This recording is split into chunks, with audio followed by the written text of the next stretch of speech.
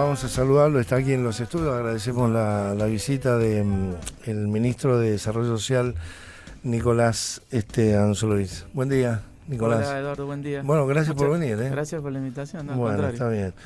está bien. Porque, bueno, digamos, ¿lo escuchaste al presidente ayer? Escuché por parte, sí. Ajá. Escuché por parte porque justo estábamos en el ministerio con audiencia y lo veía así de reojo. Ahí, claro, tienen un día a día muy complicado, pero ¿tuviste alguna impresión ahí de lo que dijo el presidente? ¿Cómo lo viste? No, ¿Estaba el gobernador? Sí, estaba el gobernador, estaban nuestros diputados y senadores nacionales, he venido con él. Y bueno, un poquito pudimos ver alguna impresión del gobernador, que fue un discurso que bueno, en líneas generales fue bueno, pero que se notó, como se sigue notando esa grieta que hay en Buenos Aires, impresionante, porque en el recinto era casi una sí, no sé sí.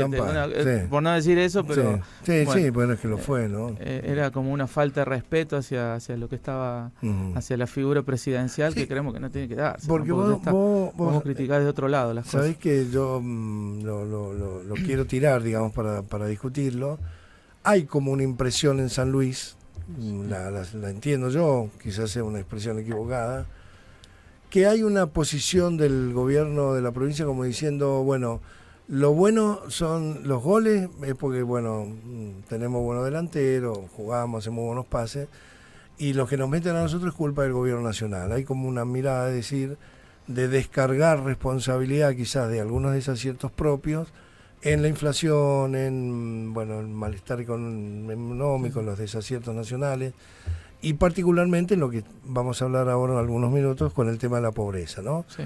Por eso te preguntaba si habían esperado ustedes algunas definiciones. No, nosotros la verdad que estamos con una situación que obviamente que pensamos de la misma manera, que ha habido muchos desaciertos en cuanto al tema económico por ahí, mucho más, pero nosotros la verdad que tenemos una excelente relación con el gobierno nacional. Ha sido esta última en cuanto a lo que a nosotros nos toca con el Ministerio de Desarrollo Social Nacional, esta última gestión que asumió la ministra Tolosa Paz, la verdad que hemos tenido una excelente relación, tenemos un excelente diálogo, han salido obras, han salido muchísimos beneficios que han llegado a la provincia desde el ministerio, y lo mismo se ha replicado en otras áreas, como ni hablar de obra pública, con todas las obras que se han bajado, así que la verdad que creemos que esa es la forma de trabajar. Ha sido un poquito más federal que otros gobiernos, y a nosotros la verdad que nos gusta trabajar así.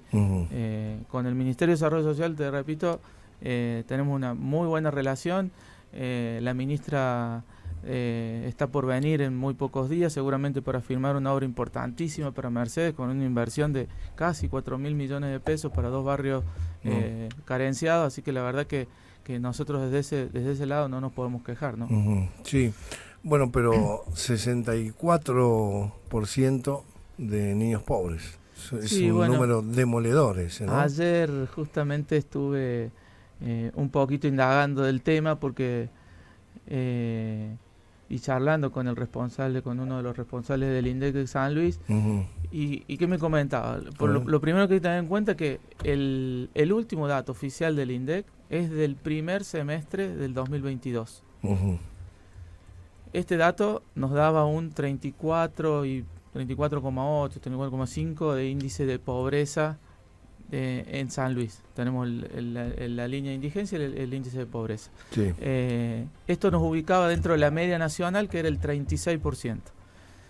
El dato del segundo semestre del 2022 se publica recién el 30 de marzo. O sea que nosotros cuando por ahí, yo la verdad que hay medios que no los leo porque siempre no van con datos certeros. El pero 30, como 30 de marzo. El próximo 30.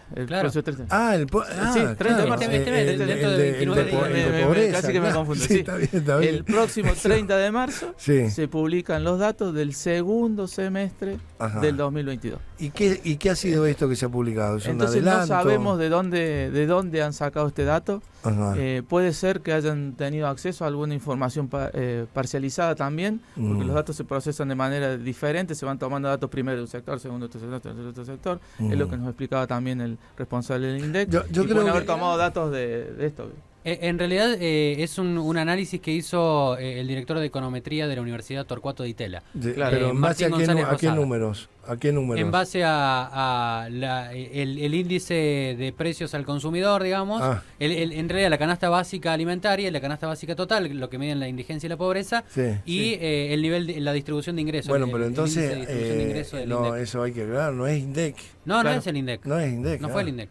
Bueno, pero algunos medios decían datos del INDEC. Del INDEC, claro. El único dato del INDEC que en el que se basó este estudio fue la distribución de ingresos. Está bien, claro, sí. Sí, y otro dato importante que tenemos que tener en cuenta también es que el INDEC, de alguna manera, para tomar la canasta básica total que mencionaba recién, toma, además de los datos de la canasta básica, que son bienes, alimentos, toma otros servicios, como puede ser transporte, alquiler, etcétera. Estos es lo que nosotros por ahí decimos, o por ahí yo siempre digo, no es lo mismo estos servicios o estas cuestiones por ahí en Ciudad de Buenos Aires que en San Luis. Nosotros los puntanos tenemos muchísimos servicios como internet gratuito, escuela, infraestructura que se construye todos los días, acceso a un montón de cosas, transporte. Pero para Nicolás, es decir, vos tenés la expectativa, en base, digo, a lo que estás diciendo, que el índice que se va a conocer a fin de marzo respecto a la pobreza de San Luis, viniendo del 34, no es que es prácticamente el doble. No podría dispararse tanto, sí, seguramente. ¿Vos crees que no? No, que ese 64 es una especulación de una consultora. Sí, por eso no sabemos, porque tampoco tenemos, el INDEC tiene parámetros que uno los puede conocer y sabemos de dónde los toma, pero tampoco sabemos bien cómo ha realizado este análisis esa consultora, que me acabo de enterar, yo había leído en algunos medios que se publicó ese número que era INDEC. Que eran datos del INDEC. Yo leí lo mismo. La verdad que por eso ayer, dialogando un poco a la tarde con uno de los responsables del INDEC, me decía, mirá, los datos oficiales todavía no están publicados. O sea que estos datos no sé a qué refieren, o de dónde los tomaron, o de dónde vienen. Obviamente que a nosotros estos datos siempre nos preocupan, pero nosotros creemos que hay muchísimas veces, incluso este dato del primer semestre del 2022 del 38% de índice de pobreza, de línea de pobreza, tampoco creemos que refleja por ahí la realidad que tiene la provincia, pues nosotros la vemos todos los días. Nosotros, desde el Ministerio de Desarrollo Social, por ejemplo, tenemos que casi semanalmente se incorporan cientos de personas a empleos formales o empresas privadas. Nosotros venimos con un trabajo que comenzamos en abril, mayo del año pasado. A la fecha se han incorporado 1.600 personas de lo que era el plan de inclusión de empresas privadas. Pero ministro, ese es el fenómeno. Me parece que ese es el fenómeno para analizar, o el fenómeno para discutir. Y otro dato importante es el que sí se conoció, que sí se mide de manera trimestral, que es el dato del índice de desempleo, que San Luis está con el índice más bajo de todo el país, 1,7%, siendo que la media es el 6%. O sea que estamos muchísimo más abajo que otras provincias. Entonces, bueno, esto demuestra un poco otras realidades que por ahí nos hacen por ahí a nosotros mismos cuestionar un poco cómo están tomando datos para dar esta... No me quiero ir de lo que estás diciendo, pero quizás ese es el centro del problema. Exacto. Es decir, la generación de empleo, gente trabajando, pero que está bajo el nivel de la pobreza. Es decir, tengo laburo, pero no tengo los ingresos que me ponen por arriba. Claro, por ahí decimos, tengo laburo pero gano poco, pero que gano poco para Buenos Aires, gano poco para San Luis. Son datos que creo que habría que tomarse un poco. Cuando se toma este análisis que hizo el director de econometría de la maestría de economía de la Universidad Torcuato Di Tella, era 125.000. En realidad era 119.000 y el promedio nacional era 125.000. 119.000 la canasta básica total y el promedio nacional era 100.000. Claro, y mirá la diferencia de datos, porque yo tengo los del primer semestre del 2022 del INDEC, y nos decía que la línea de indigencia estaba en 13.000 pesos y la canasta básica se iba a 32.000. Sí. Entonces mirá la diferencia de la inflación que hemos tenido o la diferencia de datos que estamos teniendo, que estamos tomando desde desde el INDEC, ¿no? Nicolás, pero digo, yo siempre me gusta poner las cosas en la perspectiva, porque el oyente de nuestro programa es un oyente que está advertido, ¿no? Es decir, a mí me gusta mucho discutir estos temas con la gente del gobierno, con el oficialismo. Sí. Algunos creen que esta discusión erosiona la imagen del gobierno, y yo siempre planteo lo mismo. Creo que hay mucha gente que quiere dar el debate porque entiende que solamente un gobierno o una fuerza política popular es la que va a dar esta respuesta. Es decir, cuando algún dirigente barrial viene y te dice, ministro, no sé, estamos mal en el barrio, en el merendero, no alcanza la comida, la gente no tiene laburo, qué sé yo, no lo hace pensando en lo va a arreglar la derecha esto, lo va a arreglar Macri, no, lo hace pensando en que si no lo arreglan ustedes están jodidos, porque no lo arregla nadie, porque ya lo hemos visto en la Argentina. Sí. Y en esta perspectiva por ahí se da se tiene la impresión de que como el gobierno dice, bueno, pero en San Luis no hay pobres, lo dijo el gobernador, no es la pobreza de Buenos Aires. Y hay pobres. Hay gente que está por debajo de la línea de pobreza, ¿no? Nosotros sí, hay un porcentaje. Nosotros tenemos el último dato del INDEC, que era del casi 4%, que estaba por debajo de la línea de indigencia. 4% de indigencia. Exacto. Y esto es algo que nosotros lo trabajamos mucho. Desde el Ministerio de Desarrollo Social hay montones de políticas. Sí. Pero bueno, por eso te digo, pero siempre igualmente hay otros datos que en la generalidad nos demuestran otra realidad. Tenemos, por ejemplo, el dato que seguimos hablando del INDEC, el crecimiento censal de la población, que nos da de un 25% y somos la tercera provincia que más creció. Que más ha crecido. Sí, hay gente que se viene a vivir a San Luis también. Exactamente, y eso es porque lo hemos visto porque la provincia ofrece ciertas condiciones o mejores condiciones de vida que otras. Entonces, también tenemos que ver un poquito todo y hacer un análisis más general de esta cuestión. Sí. Nosotros en el ministerio... El ministerio, perdóname, hablemos del pobre de toda pobreza, el indigente. Sí. Nosotros... yo me doy cuenta, tengo hijos en Córdoba. Viste que entramos por Río Cuarto, esa calle que termina para entrar a Nueva Córdoba. Sí. A mí me espanta, yo veo pibes en los carros. Sí. Se ven cartoneros con animales caminando a 10 cuadras de donde el alquiler de un departamento por un estudiante vale 100 lucas, ¿no? Es decir, o te sentás y ves los pibes pidiendo. En plena Nueva Córdoba vemos cartoneros con caballos tirando. En Estrada, en la calle. Es muy fuerte, es muy fuerte. Sí. Nosotros no tenemos ese nivel. No se ve así. Se ve gente por ahí en los containers de la basura y todo lo demás. Entonces la pregunta es, ¿qué están haciendo con eso? ¿Cómo llegan ahí? San Luis tiene otro tipo de política, tiene una política de vivienda fuertísima que la viene llevando a cabo desde hace 30 años a la fecha. Está bien, pero yo me refiero al 4% indigente, el que está afuera. Sí, nosotros tenemos... ¿Cómo llegan ahí? Tenemos el acceso primero al plan de inclusión social, que ahora no se llama más plan, son beneficiarios de inclusión social, que eso el Estado evalúa las personas en indigencia o más vulnerables que pueden ingresar a este plan. Y nosotros hemos retomado el espíritu que tenía el plan de inclusión social, que es tratar de que esa persona primero se instruya y se capacite, que es lo que estamos haciendo mucho fuerte en el año pasado y este año. A la fecha del año pasado a ahora se han capacitado dentro de lo que es el plan de inclusión 11.000 personas. Que es un número, es muchísimo. Tenemos convenio con la Universidad Nacional de San Luis, con la UPRO, ahora hemos firmado convenio incluso hasta con la CAME, capacitan en millones de temáticas, incluso en emprendedurismo, y además, gracias a un censo que realizamos a principios del año pasado, que nos pidió el gobernador, que ahí recabamos muchísima información importante, notamos que había muchísimas personas que no habían terminado la escuela primaria y secundaria. Y esto es un obstáculo básico, primordial para hacer yo siempre cuento que cuando me gusta hablar con gente del plan, Sí. Cuando puedo, me paro. Te digo la verdad, ¿viste? Cuando veo que están ahí en la ruta cortando, que forestación. Sí. A veces me encuentro que no son empleados del plan, sino que son de alguna área de gobierno. De ruta. Y siempre digo lo mismo. Yo por ahí hablo con gente que digo, este tipo, ¿cómo va a ser para conseguir un laburo? ¿Cómo va a ser? Si no terminó. Bueno, esa el misma mejor laburo que tuvo la hicimos nosotros. Claro, la hicimos nosotros. El mejor laburo que tuvo fue ser sereno. Sí. Y se acuerda de que un par de años fue sereno. Y después no estudió, no terminó la escuela, maneja el teléfono básico. Sí.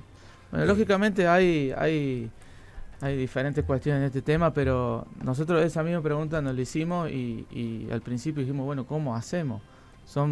Eran 29.000 beneficiarios de inclusión social en ese momento. Uh-huh. Dijimos, no los podemos incorporar a todos al mercado laboral formal, es imposible. Sí, porque no van a entrar, porque no están capacitados. No. Primero, de los datos que teníamos era eso. No solo que había personas que no habían terminado la escuela primaria o secundaria, sino que había un número, si bien era menor, uh-huh, que tampoco sabía leer y inscribir siquiera. Uh-huh. Bueno, dentro del ministerio ahora tenemos cursando en una escuela de alfabetización, que es una escuela de alfabetización Eva Duarte, uh-huh, tenemos la escuela generativa, hemos hecho convenio con el Ministerio de Educación, se están ocupando cupos en lo que son las escuelas autogestionadas a partir de este año. Entonces queremos sí o sí que usen ese tiempo que tienen que cumplir horas dentro del plan de inclusión, capacitándose o terminando la escuela, que es lo que a nosotros nos preocupa primero. Sí. Y después tenemos una importante demanda de empresas que han comenzado a confiar en esta operatoria del gobierno para incluir beneficiarios en uh-huh, sus plantas, sí, que nos requieren mano de obra calificada. Entonces no podemos mandar a cualquier persona que se pruebe o que pruebe suerte. Uh-huh. Y en esto hemos tenido muchísimo éxito. Por ejemplo, un caso que nosotros nos llama la atención, soldadores no tenemos más dentro del plan. Uh-huh. Lo hemos incorporado todo. Uh-huh. Hoy en día hicimos dentro de un tinglado que tenemos en la colonia, hemos puesto 6 máquinas soldadoras y todos los días aprenden a hacer costuras y a hacer soldaduras ahí. Uh-huh. Y a medida que van aprendiendo, saliendo, las vamos incorporando en algún lado porque nos van requiriendo de todas partes ese tipo de oficio. Pero hay demanda laboral. Sí. Sabemos que la demanda es mano de obra calificada. Nos piden perfiles determinados y bueno, hay que comenzar a cumplir con esto. Y para eso necesitamos la capacitación. Y hay demanda laboral también para otros sectores o otras actividades. Sí. En donde el sueldo no alcanza. Es decir, es un sueldo por debajo de la línea de la pobreza. Y seguramente que esta es la combinación que me parece. Tenemos por ahí empleados de comercio que sabemos que no llegan. No llegan porque los convenios colectivos han quedado por debajo de esta línea. Empleado de comercio, en personal doméstico. Me mira operadores de radio, me dice, claro, está bien. Sí. Y este es el tema, ¿no? Porque la oposición, ¿qué es lo que ha dicho? ¿No era que Rodríguez era el gobernador de los pobres? Entonces yo te pregunto, vos sos el ministro que tiene que ocuparse de eso. ¿Cómo explicás o cómo podés, digamos, respaldar el hecho de decir, no, nosotros estamos llegando a los pobres? Sí. Por eso te pregunto de la indigencia. Está el plan. ¿Qué otros planes? Porque ¿hay un relevamiento de la gente en situación de calle, por ejemplo? Sí, nosotros tenemos el programa de niñez, adolescencia, adultos mayores dentro del ministerio, que dentro del cual está el programa de Familia Solidaria, que es un programa que es como lo vienen a copiar incluso de países de Europa, porque no se da en otro país de América. Es el único país que tiene la desinstitucionalización. Hay que decirlo así. Exacto.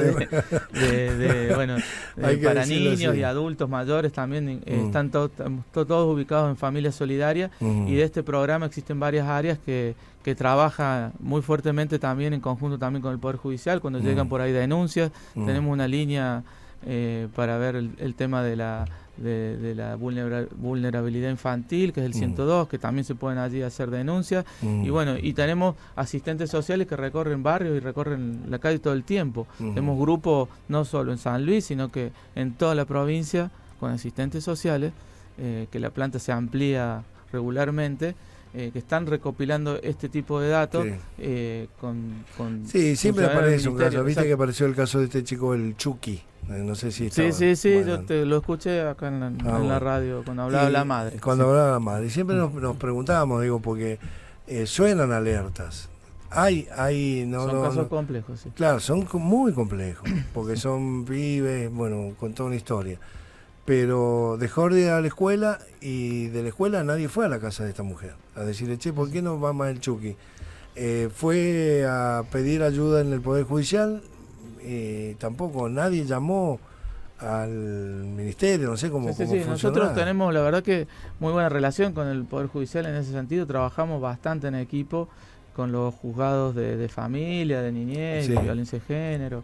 La verdad, pero bueno, ¿y por dónde se escapan obviamente esos casos? Se puede escapar algún caso puntual. Este caso que vos mencionabas, el chico es un chico, la verdad, que bastante problemático en sí, y también es un chico que desde la familia tampoco en su momento, porque yo también le escuchaba a la madre, ni ellos podían con él. Entonces no pueden. No puede la escuela, exacto. No pueden ellos, no pueden los hermanos, no puede la madre, ha llegado vecinos, y ahora por ahí lo agarramos en esta etapa tal vez tarde y bueno, va a costar muchísimo más, pero bueno, yo cuando lo escuchábamos ayer pedí que averiguaran del caso. No me han avisado hoy, pero pobre... lo encontraron robando de vuelta el Chucky el fin de semana. Claro. Sí.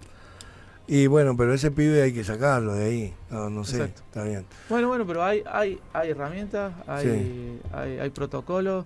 Tendremos que ver la familia, tendremos que ver si es conveniente que lo acoja una familia solidaria, porque las familias solidarias además son familias que se capacitan, que tienen ayuda del ministerio con profesionales para llevar adelante por ahí estos cuidados que tienen, así que por ahí habría que evaluar la situación. Estuvimos hablando aquí, se sentó ahí donde estás vos, Daniel Sosa. Que es un dirigente de la agrupación Evita, bueno, un tipo que yo tengo mucho contacto con él. Sí, incluso ha mandado un mensaje recién ahí. Sí. Y con él hemos iniciado bastantes proyectos muy lindos. Tenemos un proyecto de una carpintería con 2 personas que son del movimiento, que están ahora. Carpintería y huerta. Que ellos están capacitando beneficiarios de inclusión. La verdad que es un éxito terrible, porque también la carpintería es otra. Termina la capacitación y en algún lugar se ubican inmediatamente. Es impresionante. Bueno, a lo que iba, me decía Daniel que él no, es decir, hay una situación de pobreza, de necesidad, que él ha advertido que no es creciente, es decir, no es donde se nota en el merendero, me dice.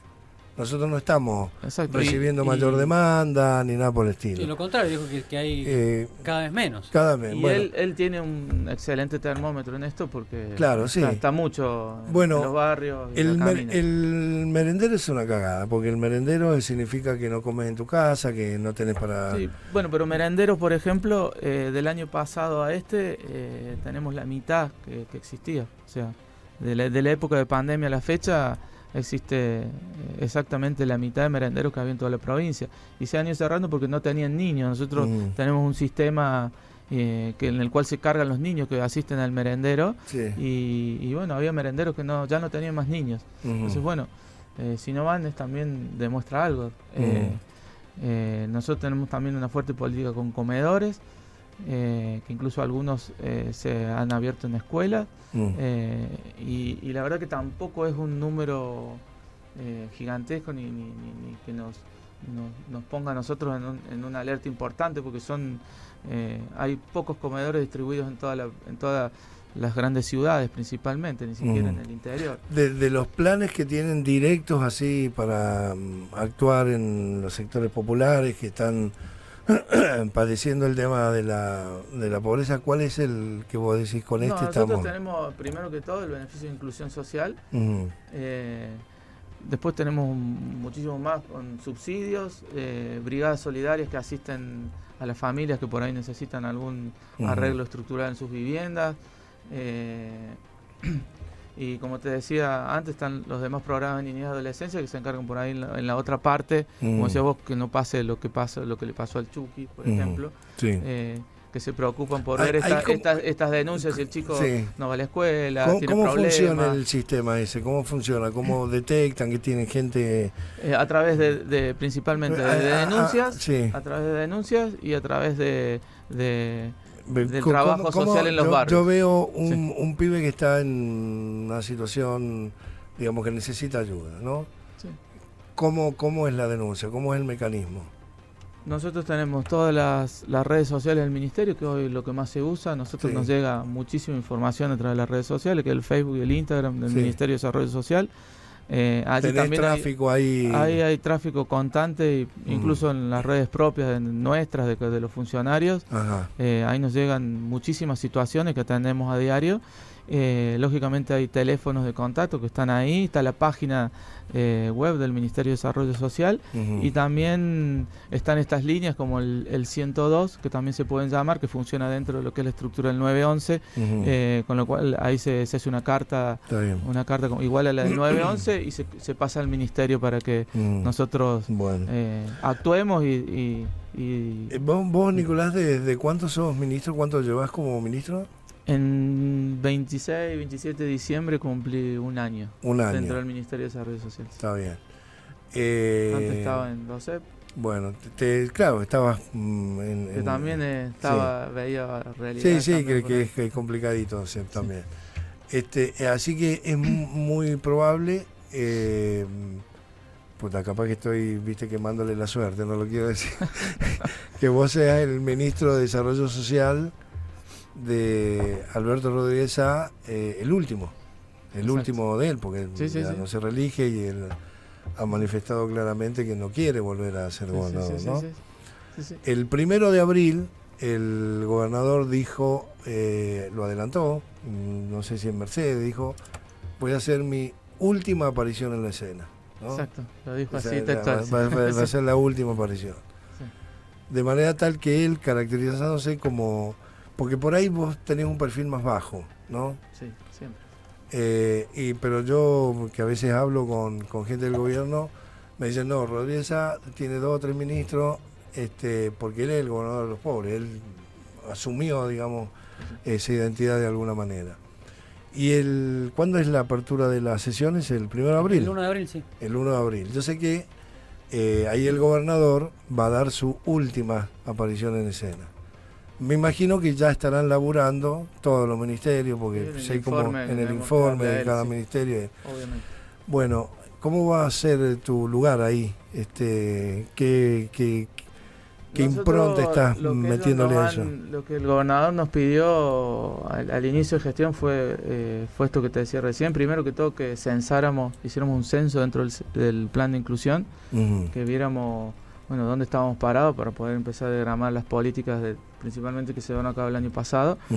Y luego de eso fue recuperar la cultura del trabajo. Por eso se modificó la ley de inclusión social, se agregaron más horas de trabajo, se abrió la posibilidad de realizar convenios individuales con cada una de las empresas, que es lo que a nosotros hoy nos ha permitido celebrar convenios particulares y adecuarlos a cada una de las necesidades de los comercios o empresas que estamos incluyendo. Hoy tenemos 170 empresas que han firmado convenios y que han incluido estas 1.600 personas. Es un número que no se da en ningún lado, porque yo la verdad que tengo reuniones de ministros de Desarrollo Social de otras partes del país que preside siempre la ministra de Desarrollo Social Nacional, y por ahí hablan que celebramos un convenio de casualidad e incluimos 40 personas, y está la propia ministra que había metido 40 personas del potencial en una fábrica de Toyota, y la verdad que yo le decía, 40 personas, ayer metimos 40 personas en Coradir justo. Y la verdad que esta semana, por ejemplo, se va a dar a conocer, tenemos un convenio con una empresa de transporte importantísima que nos toma 60 personas. 60 del plan. 60 del plan, entre mecánicos, chapistas, inspectores, administrativos y choferes. La única que tiene esa dimensión es Transpuntano, ¿no? ¿O no? No es Transpuntano. No es Transpuntano, me va a sorprender. Es Está bien. Miguel Baldoni. Baldoni, sí, está bien. sé que ha ampliado corredores y bueno, necesita personal. Vio un buen ojo operatorio, además que la selección, nosotros tenemos un proceso bastante delicado en esto, se coachean antes de presentar a la fábrica, así que la verdad que nosotros nos preocupamos porque la persona cumpla, y el porcentaje que tenemos de que ya queda formalmente dentro de la empresa es altísimo, casi del 90%, son pocos los que vuelven. Entonces eso también está buenísimo. Y otro dato importante es que del año pasado a la fecha tenemos una disminución de planes sociales de casi el 30% entre la provincia. De 29.000 pasamos a 21.000 y la mitad de ese número ha dejado el plan voluntariamente. Eso también indica algo que creemos que es importantísimo, ya sea porque se ha incluido desde los programas nuestros o porque ha abandonado el plan porque tiene sus emprendimientos, porque consiguió un trabajo él de manera particular o por diferentes razones. Lógicamente que tenemos pedidos de incorporaciones, pero bueno, se evalúan como corresponde y se ven. Te lo tiro así, como dicen, como balde de agua fría. Droga, adicciones. Nosotros tomamos el tema aquí y el teléfono nos muestra el nivel de preocupación que hay. Obvio. ¿Eso está dentro de tu área? ¿Es dentro de la problemática que vos tenés que resolver? ¿Adicciones me decís? Sí, digo, el problema de la adicción en el barrio, los pibes. En realidad nosotros tomamos contacto, conocimiento, pero ya cuando se trata de un tema de adicciones pasa a un área del Ministerio de Salud, que es Salud Mental, que es el programa encargado, y bueno, ellos ya toman el caso y se ocupan, pero no es algo que nos preocupa como gobierno entero. Porque digo, hay una combinación. Yo no voy a estigmatizar, no hay una combinación estricta, directa de pobreza y adicción. Es obvio, porque las familias de la clase media lo están sufriendo, los más acomodados lo están sufriendo, los pobres lo están sufriendo. Que lo sufren. Claro, que tienen, y es un quilombo. Ahora, ¿cuál es el problema? Que cuando vos la adicción de un pibe la combinás con la pobreza, es mucho más complicado, mucho más difícil. Sí, porque bueno, hoy en día la mayoría de las internaciones en esta temática se tratan fuera de la provincia, pero bueno. Ya se está construyendo este centro, que al principio se llama el Centro de Deshabituación. El gobernador pidió que le cambien el nombre, incluso ha salido una licitación ahora para ampliarlo, así que creemos que esto va a ser importantísimo. Yo también lo veía desde el área cuando estaba en DOCEP, que nos llegaban las familias, la verdad que casi sin saber qué hacer, destruidas por ahí por este tema, y bueno, y por ahí hay casos graves que necesitan una internación, y esto se hacía fuera de la provincia, ahora se va a poder hacer acá. Bueno, estamos cerrando esta entrevista con el ministro de Desarrollo Social de la provincia, Nicolás Anzulovich. Recién decía, ministro, el tema de, que va a venir Victoria Tolosa Pasa aquí a San Luis para hacer inauguraciones en Villa Mercedes, para lanzar obras. Este convenio, sí. Están trabajándose en obras en barrios vulnerables aquí en San Luis, particularmente en el República, ¿no? Sí. ¿Cómo va eso? ¿Qué seguimiento hacen ustedes para...? Pues esa es de la Nación, ¿no? Sí. Esa se bajó a través del Ministerio de Desarrollo Social de la Nación, es una obra de urbanización importantísima. El barrio va a quedar, la verdad, con asfalto, luz LED en toda su extensión. Son 1.200 familias que se van a beneficiar con la obra. Tiene un plazo de ejecución de 2 años y algo. Va con un avance del cerca del 10%. La verdad que va muy bien. Incluso estamos trabajando en un plan ya para trabajar de la vereda para adentro, porque sabemos que también hay que ayudar con la infraestructura de las viviendas en ese barrio. Así que seguramente en muy poquito tiempo vamos a estar sacando un plan para ayudar de la vereda para adentro, que es conexiones de agua. Además de las conexiones de agua, infraestructura, edificación de piezas, núcleos húmedos, etcétera. Que eso es lo más importante. El Adolfo dijo no hace mucho, gente viviendo en casas de nylon, dijo, techos de nylon. Nosotros tenemos un relevamiento súper importante de la República.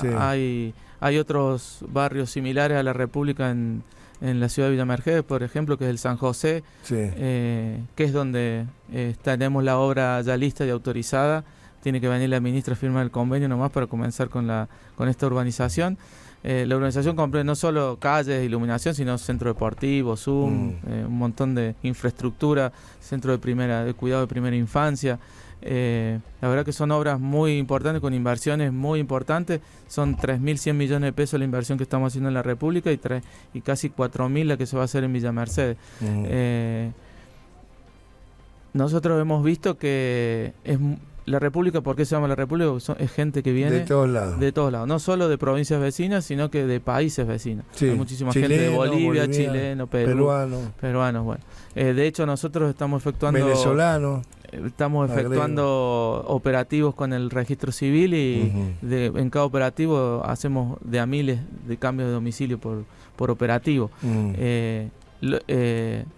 Nosotros, como te decía recién, nos preocupamos, se está urbanizando el barrio, que fue en primero una ocupación, por así decirlo, con gente de afuera, porque eso no tenemos que no hay que equivocarse, y también con planes desde el ministerio tenemos las brigadas que están constantemente ayudando para esto por ahí de las necesidades cuando hay chicos discapacitados adentro de alguna vivienda que está muy complicada, se les construye la pieza, se les construye el núcleo húmedo que corresponde, pero bueno, dentro de este relevamiento de 1.200 familias hay un número que sí son viviendas muy precarias, por ahí de tablas y nylon, pero no es la generalidad.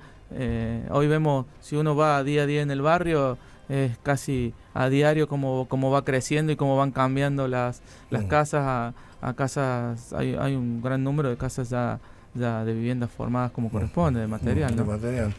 Bueno, no sé, Abrile. Cierre. Sí. Bueno, usted mencionó la discapacidad con la pobreza, digamos, sí, además de la otra infraestructura domiciliaria. Se está trabajando con la educación, porque bueno, llega a principio de año, muchos papás buscan las maestras integradoras para acompañar a sus hijos. ¿Cómo se está trabajando con eso? Sí, nosotros esto lo trabajamos a través primero de DOCEP. Hay mucha gente que tiene la cobertura de la obra social provincial.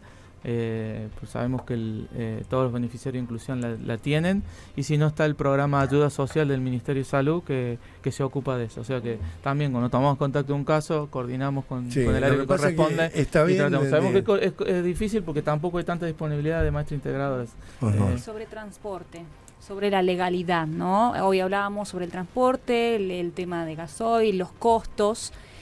Para un joven discapacitado que asiste a su centro de educación, digamos, ¿hay algún beneficio, alguna posibilidad para poder acceder a la educación? Sí, nosotros en esos casos se dan muchas veces subsidios y muchas veces van también por ayudas, coordinamos con la municipalidad este tema. Se coordina mucho con las municipalidades de cada localidad. Lo que pasa es que la pobreza en sí es una tragedia. Sí, seguro. Le agregás un pibe con problemas de adicción. Y hay muchos casos de adicción y discapacidad. Le agregás un chico discapacitado, una persona discapacitada en la familia pobre. Yo no me quiero quejar tanto porque la verdad veo